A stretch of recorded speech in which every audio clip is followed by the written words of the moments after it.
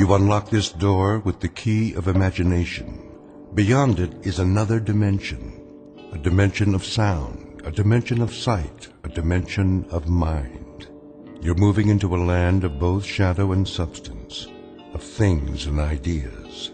You've just crossed over into the Twilight Zone.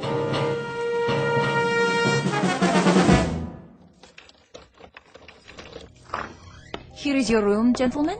Thank you. I'll turn on the lamp. Leave it off for now. As you wish.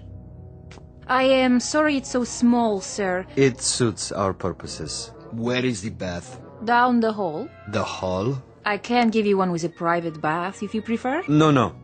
I said this will do. I'm afraid the dining room is closed at this hour, but you may take a meal at the cafe down the street. We're not hungry, my friend and I. Then I bid you good evening. Good night.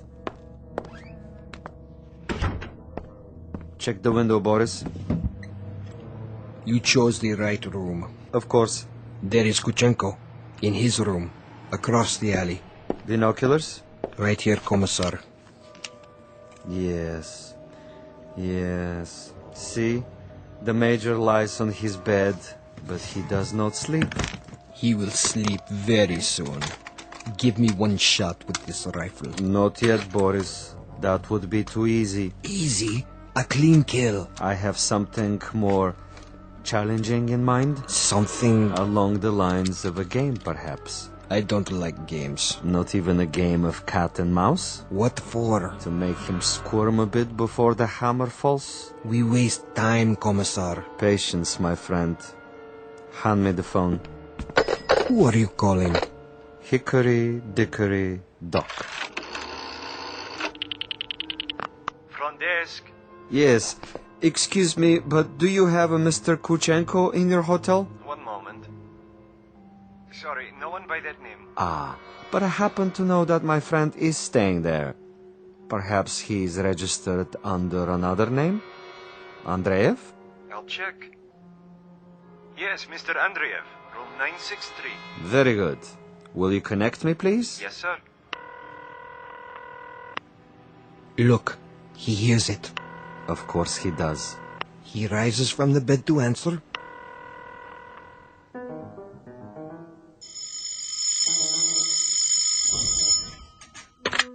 Yes?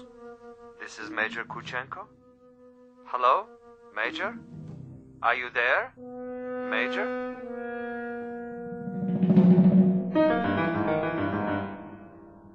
The cast of characters in our drama: a cat, a cat's assistant, and a mouse.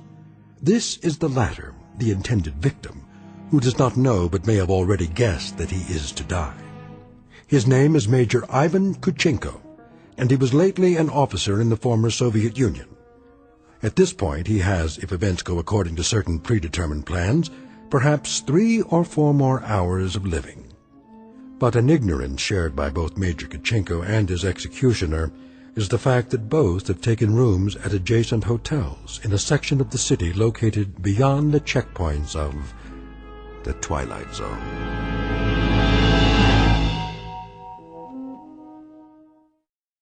And now, the Twilight Zone and our story, The Jeopardy Room, with Stacy Keach as your narrator. This is Major Kuchenko? Who is calling? Major Kuchenko, you don't know me, Who is this? but I have heard of your recent arrival here. You have the wrong number. And I wanted you to know that you have friends in this city. Friends, you say. And they would be... Good friends, Major. Staunch friends. I know no one in this city. May I impose upon you to remain in your room for a little bit? Your friends will make themselves known. And who is this speaking? Is this a friend also? A good friend, Major.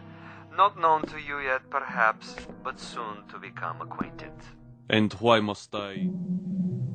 stay in my room? We'll be making contact with you very shortly. For what purpose? Your welfare. Your well-being is our deepest concern, Major. Now, Commissar. Not yet, Boris. May I count on you to show some sense, Major?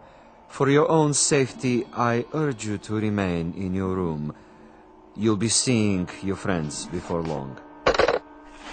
The mouse is in the trap. He stands at the window. Now, Commissar? Patience. But I have him in the crosshairs. I could make his head leave his shoulders at this range. That would give you pleasure, wouldn't it?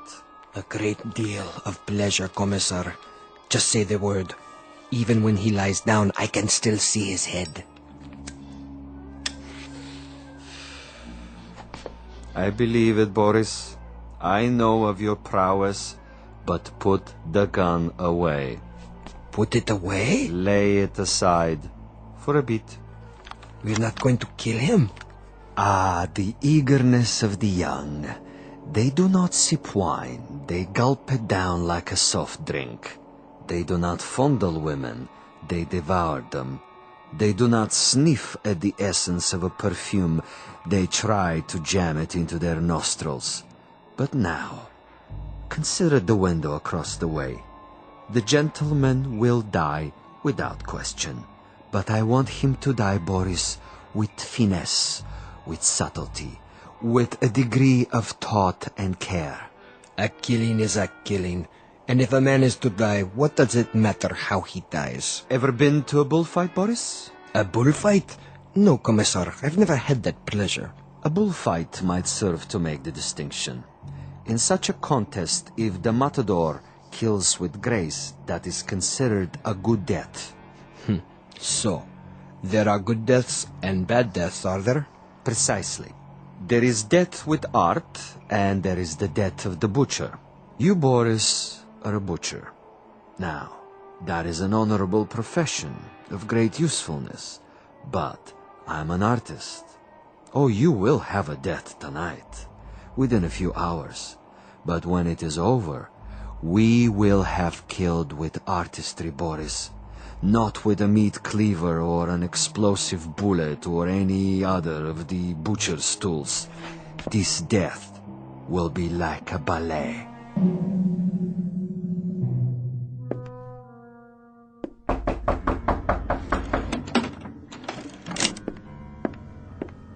Yes? Major Kuchenko? Who is it? A friend, Major. If you prefer, you can turn off the lights and find a hiding place.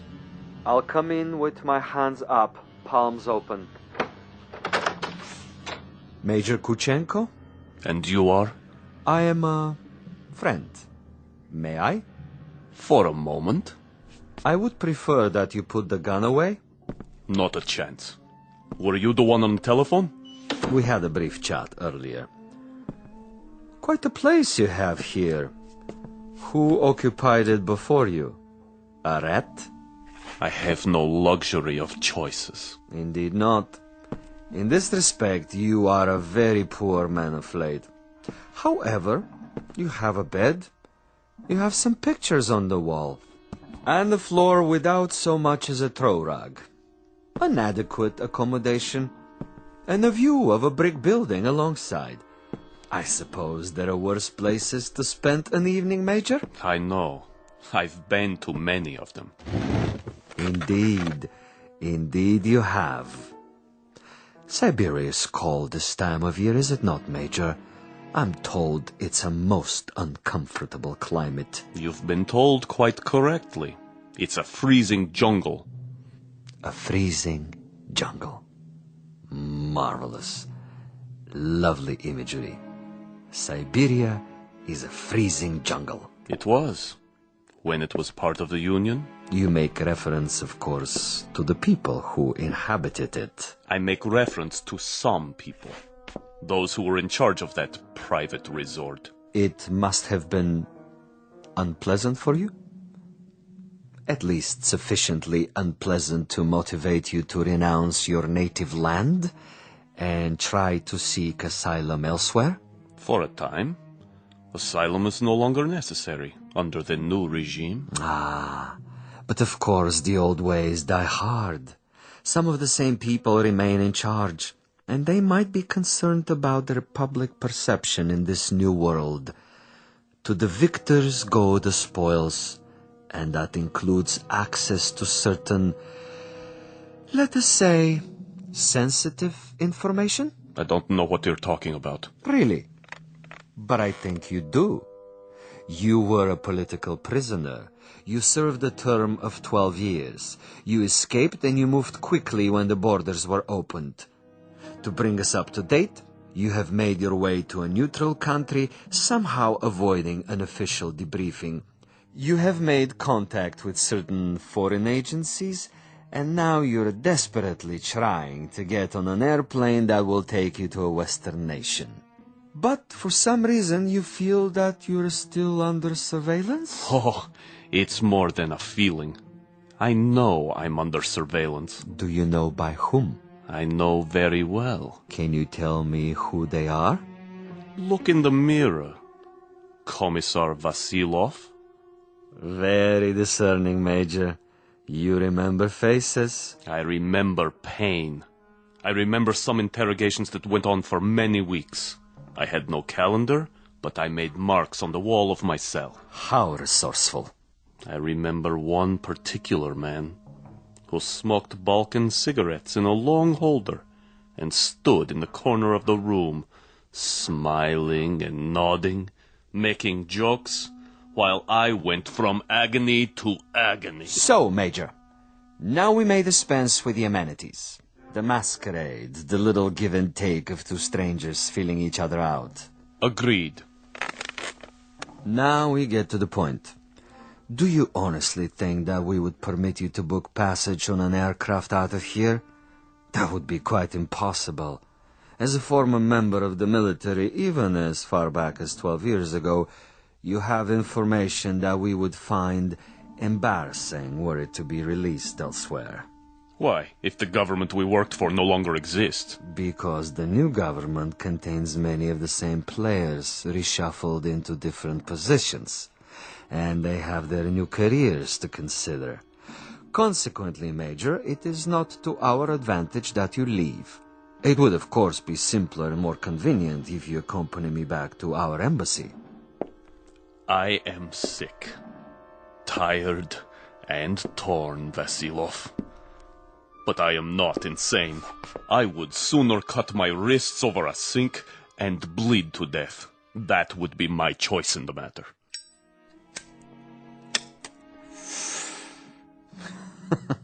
You surely can't be serious, Major. I'm rather a connoisseur of the several hundred ways for a man to depart the earth. And you can believe me when I tell you the cutting of the wrist is not a particularly felicitous modus operandi. Quite apart from the pain, which of course must be attendant, is the fact that one dies slowly, and because of this, he has to be an eyewitness to his own demise. No, my dear friend, I'm afraid we are of two minds about that kind of death. But enough. I have brought you a small gift. Consider it a peace offering. Careful. Gently, Major. Gently. This happens to be a bottle of Amontillado. Quite rare and most pleasing to the palate. I have to repeat what I told you before, Commissar. I'm not insane. I'm quite aware of what would happen to me if I drank any of that. Why, Major, I'm disappointed in you. With your kind indulgence, allow me to use your own water glasses. If you assume this is to be cyanide or some other poison, you're quite wrong. Am I? Undoubtedly. You see, I don't share your death wish. I'm a healthy man with excellent expectations as to my longevity. No, indeed, Major. I was about to propose a social drink. The two of us. I'll drink first, and then you. Satisfactory? Such ritual, Commissar. Such tribal rites. Yet you have only one purpose with me. Why don't you get it over with? If you're trying to disarm me and make me get rid of this pistol, it'll take more than a social wine. Indeed, Major. Now, as to my business with you, we both know what that is. Go ahead and say it. Very well. I'm to see that you're dead by tomorrow morning. Is that plain enough? quite plain. And you shall be, Major. With a degree of immodesty, I can say that I've killed 800 times you. But I've done it, Major, with subtlety, with originality, with ingenuity. I'm the last of the imaginative assassins, an artist of the profession, as it were. Excellent. Flavor.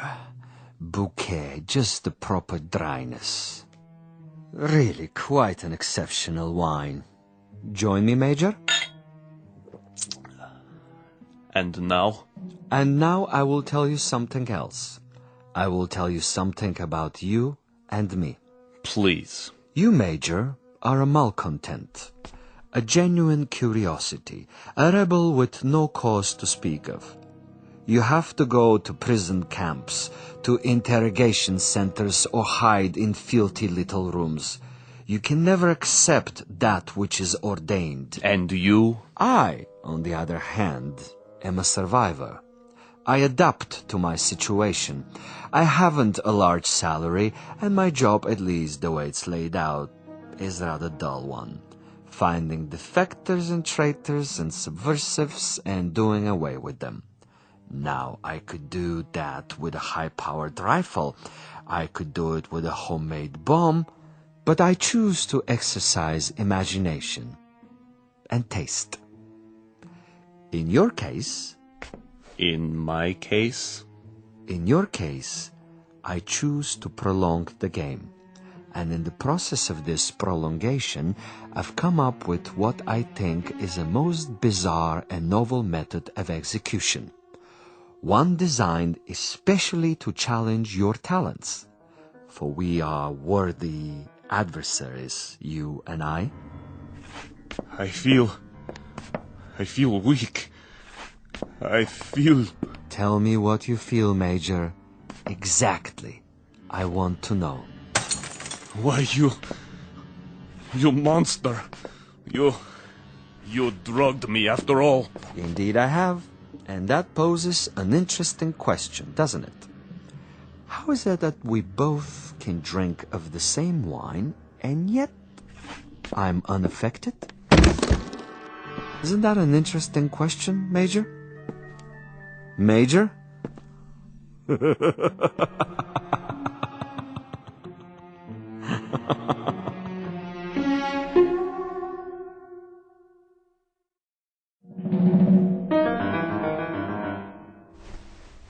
My head. He's gone. But I'm still alive. So he wants to play a game. And he has left something behind. What is this? Greetings, Major Kuchenko. I'm an exceptionally good judge of men. Are you? And in my judgment of you, I made an assumption that you are sufficiently observant to see the tape recorder on top of your dresser and curious enough to play it. How could you resist? This will also suggest to what complicated ends I'm willing to go to make a simple execution different and imaginative. First of all, to clear up one point. You may remember our discussion. Before I left you, I proposed a question. Isn't it odd that we both drank of the same wine, and how different the effect? Isn't it odd? Really quite incredible and bizarre. How can it be? In all honesty, Major, how do you explain it? Go ahead. I'm listening. You... Perhaps you have figured it out already. The truth is, I have been imbibing this particular drug for many years, a sort of experiment with myself as the subject. I have now reached a point where my physical tolerance has risen so that I can drink it by the gallon and remain quite unaffected. This in itself is a rather common and uninspired trick, a phenomenon well known to the scientific community. But you will also note, and I hope with a degree of pleasure, that you have not been poisoned. You're very much alive. Where are you? As you've probably perceived, I'm rather a gamesman when it comes to killing.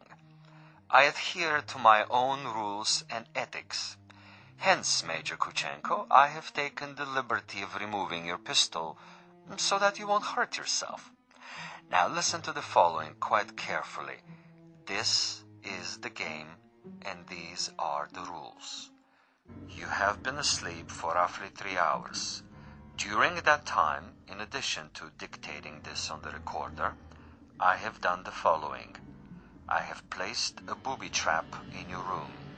It is not visible, but it is attached to a very common object that is in the room. If you trigger this object, it will detonate and you will immediately be blown up. Why not get it over with now, sadist? Now, for a proposition. If during the next 3 hours you are able to find this booby trap and cut the wire, you will be permitted to leave the room alive and unharmed. This is a guarantee. You have my word on it. Your word. But the following conditions are of the essence, Major. You must actively search for this booby trap and you must find it and render it inactive. It goes without saying that, as of this moment, you are being observed. How? Attempt to turn out the lights and you will be shot. The moment you stop an active search, should you refuse to play the game, you will also be shot. If you are unable to find the trap within 3 hours or attempt to leave the room at any point during that time, I am afraid the same conditions apply.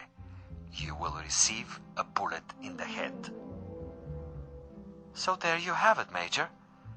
Find the booby trap, cut its wires, and you're free. Fail to find it, or fail to look for it, you're dead. Look for it, find it, but fail to recognize it, you're also dead. Needless to say, Major Kuchenko, it is this latter occurrence that I rather expect and look forward to. As a fellow expert in tricks and deception, I think you will admit this situation has its own special imaginative quality.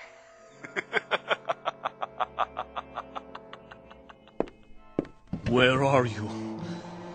Where are you?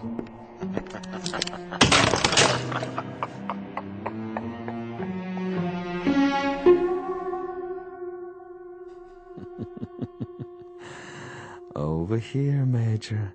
Just across the way. So near and yet so far. Can't you see me? Doesn't the light reflect in my binoculars? Look, Major. Please look. Try, I implore you. Where have you been, Boris? I brought food from the cafe. Food is of no consequence. Quickly, he's awake. Don't worry, Commissar. I have a clear shot anywhere in the room. Hold your fire until I tell you. But why such an easy target? Too easy. That is the difference between us, Boris. You are a marksman, but I am a gamesman. And the game is afoot. The picture frame? No. Too obvious. The ceiling. The light fixture. Possibility. Nothing.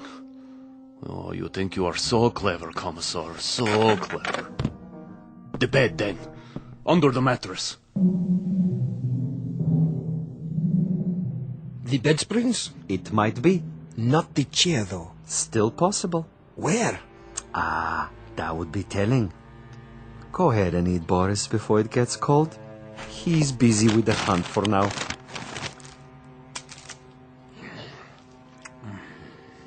What did you bring? Sandwiches. Have one, Commissar. I never eat while I'm working. I'm like an athlete, Boris. Food is a distraction. Food is good. It makes one sluggish, affects the concentration. The morning will come soon enough. Over here, Kuchenko, just across the alley. Don't you see? He sees nothing. But surely a fragment of light, a stray reflection. Perhaps he has seen us. Yes, Yes, he must know, but he refuses to acknowledge. He is too proud. He knows he must do this on his own and will not give me the satisfaction. The bookshelf. Or the books themselves. Which one? An atlas? A novel? The Bible, of course. It's already been moved an inch, 2 inches. But the wire? Where? One way to find out. The bookcase itself, then. Behind the books. In the wood, the nails. Or under the floorboards. Wait, think.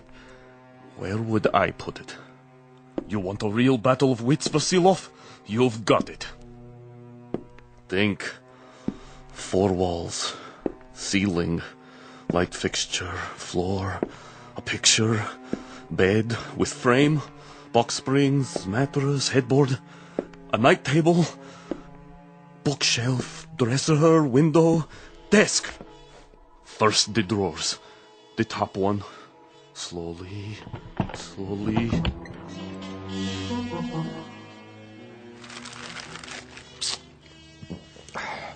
What is he doing now? The desk. He's down on his hands and knees removing the 2 bottom drawers so he can see what's under the top one. Bravo, Major. Good thinking. Is that where you put it? The possibility exists. Look at him, glistening like a mackerel. He stops to wipe the sweat from his eyes. And? And now he looks under the top drawer, crawling on his back.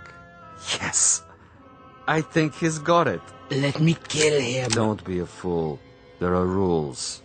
Now he sees a length of wire. He grasps it between his fingertips very, very carefully, and he has removed it. Something is wrong with the bomb? I doubt it. Then it was not in the drawer? Oh, there is a piece of coat hanger I placed there. A decoy. A drawer would be common, uninspired. And I'm not, you'll forgive the modesty, a common executioner. Where is it, Commissar? In a most ingenious place. Really, quite an ingenious place. Not in the books, the desk, the mattress. Think of another common object in that room, Boris. I have it. Yes? The doorknob. Interesting idea. Then where? I'd rather not tell you at the moment, Boris. I think you'll enjoy the next few minutes more if you share the Major's ignorance. You seem very sure. Sure? That he'll find the trap. You take a risk. Not at all. That's not what I'm sure of. That is to say, I'm reasonably sure he'll find it, given his mental capacity, but he'll find it too late. He's looking toward us. But he can't see us. It's quite dark in here, and it wouldn't matter if he did see us. Now he's returning to the table. You're getting warm, my young friend. The ashtray. Extremely warm, but not hot. Where then? Please, Commissar, please tell me. Take the glasses. What do you see? He stands over the telephone. He is reaching out. Hot now, Boris. Extremely hot. Oh, he has picked it up. I thought for a minute there. You thought what? The telephone. Precisely. The telephone. But he just lifted the receiver. Indeed. He lifted the receiver to call out. If, on the other hand, the Major's telephone were to ring, and he were to answer it... That's it, isn't it? If he picks up the phone after it rings...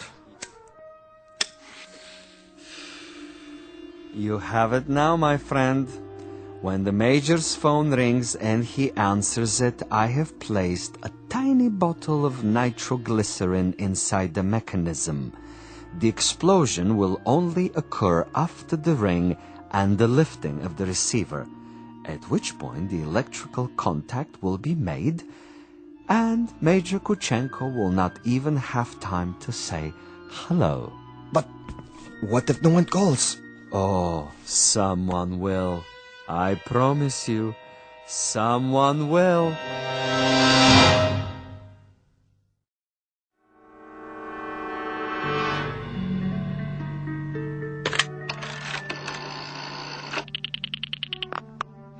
ask? This is the party in 963. I was wondering Yes, sir? if you might have the number of another hotel. Another hotel? The one next door, across the alley. That would be the Grand. You can find it in the directory, in the table by your bed. Dial 9 first, then the number. I see. Thank you. Vasilov? I know you're there, Vasilov. The game is not over yet. Do you have the time, Boris? What? The time. 10 minutes to 5. Almost done, Commissar. He's tried almost everything. He has 10 more minutes. Hadn't I best go over there now and finish it? No, my young friend. That would be impetuous. It would also be a bit embarrassing if someone were to see you. At this hour, the streets are empty. Quite apart from the fact that I wanted this to be imaginative, I also wanted subtlety. I should like our quarry to die in his room without our being there. Opportunity is running out. Then I do believe that it's time to, shall we say, accelerate the process?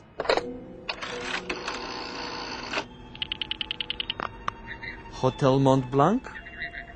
Would you dial room 963, please? Thank you. I'll wait. There it goes. He's walking toward it. What's the fool doing? Why doesn't he answer it? I can tell. He has his back to the window. Turn around so I can see. Now, Commissar. No. Would you dial 963 one more time, please? Yes, I know it didn't answer. Ring it again. What's he doing, Boris? His back is still to me. It can't be busy. I don't know. What's he doing? Use the glasses. He's turning around, lighting a cigarette. He's mocking me. Now, he suddenly dropped from sight. Kill him. I can only see the top of his head. He's moving across the room. Do it! You missed, you fool. He's at the door. Again! He's gone out of the room. And you missed him. You missed, you idiot! Flight 17 to Rome, Paris and New York, now pre-boarding. Ticket, sir. Ticket? Oh, yes. Mr. Andreev. Passport? Right here. I see. Is anything wrong? No, sir. Everything seems to be in order. How many bags? No luggage. Not even a carry-on? I'm traveling light. Then here's your seat assignment. Please go to gate 17. How much time do I have? Boarding for coach class begins in 5 minutes. Good. Sir? Thank you. I'll be there.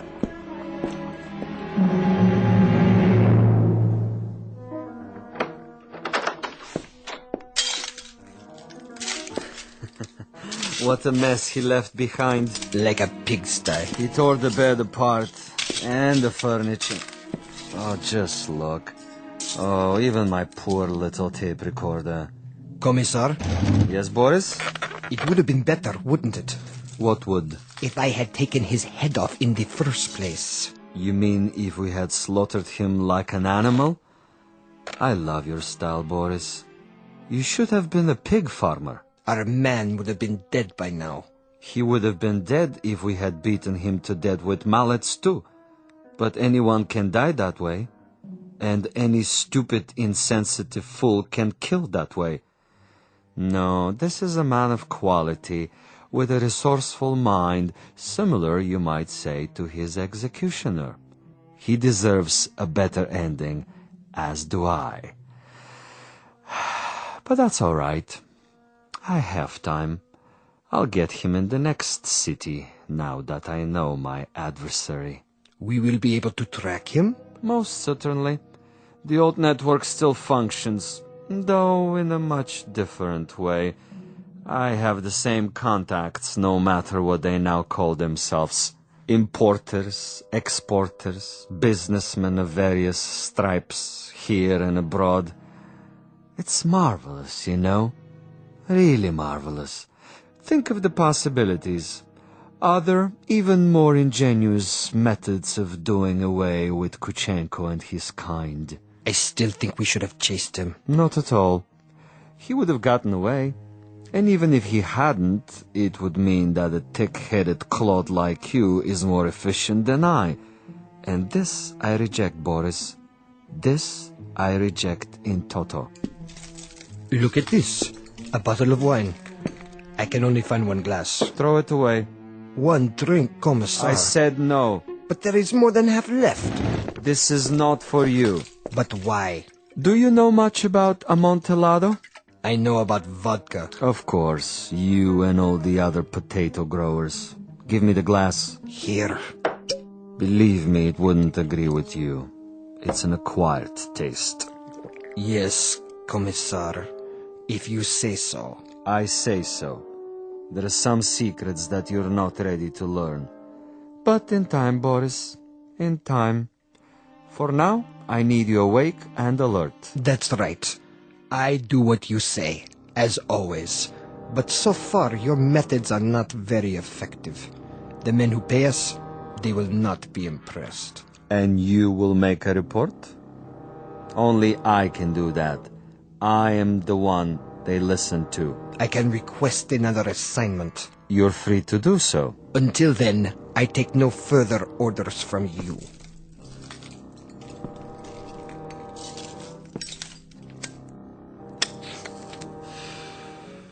As you wish. You might want to reconsider, though. The resort in Siberia may be closed, but there are others. We have allies. All it would take is a single phone call. Comrade Boris, uncooperative, recalcitrant, unwilling to follow instructions. In this new order, there are not many positions for the uneducated, the blockheads with families. Yes? Well, You want to say something? I withdraw my complaint. What's that? I didn't hear you. I am tired, Commissar. I say many things when I am tired. You wish to apologize? Yes. Very well. I will take it under advisement.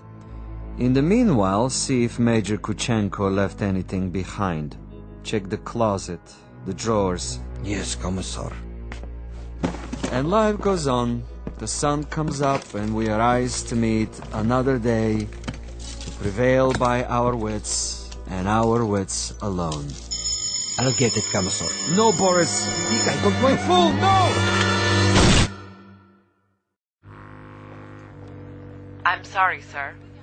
Your party doesn't answer. No? It doesn't ring at all now. You're sure? Mont Blanc Hotel, room 963. Strange. The line is suddenly dead.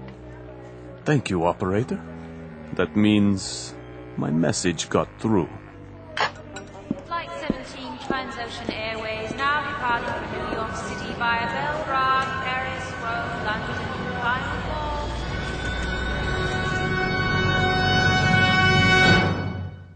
Major Ivan Kuchenko on his way west, on his way to freedom. A freedom bought and paid for by a most stunning ingenuity. Exit a gunman named Boris and one Commissar Vasilov, who forgot that there are two sides to an argument and two parties on every line. This has been a collect call, placed direct to you from a phone booth located somewhere in the Twilight Zone. More from the Twilight Zone after this. You are about to enter another dimension, a dimension not only of sight and sound, but of mind, a journey into a wondrous land of imagination. Next stop, the Twilight Zone. Hi, this is Stacy Keach. I'd like to take a moment to tell you about our Twilight Zone website at twilightzoneradio.com. At twilightzoneradio.com, you'll find the latest information on these Twilight Zone radio dramas, including behind-the-scenes photographs, plus the newest product releases, trivia contests, ways to contact us, other Twilight Zone-related info and merchandise, plus links to other fascinating websites. So make your next stop twilightzoneradio.com. Visit TwilightZoneRadio.com to purchase these Twilight Zone radio dramas on cassette and CD, or call toll-free 1-866-989-ZONE. That's 1-866-989-9663.